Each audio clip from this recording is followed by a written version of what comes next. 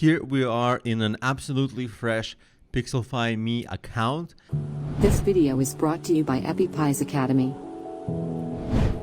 There's absolutely no activity. We're going to be starting from absolute scratch. So what I wanted to show you is on the left side, you see all the options, your campaigns, tracking codes, and links.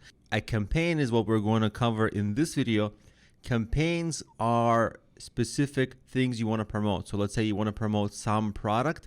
That's your campaign. Under one campaign, you can create a lot of different links you're promoting, a lot of tracking codes, things like this, but it's all under that campaign. So to create a campaign, you just click the plus button here, plus create campaign.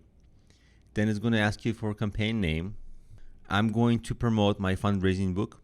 And I filled out the forms. Basically what I'm saying is the campaign name is the fundraising book campaign, so that it's easy for me to reference this and I'll immediately recognize it if I end up creating multiple campaigns.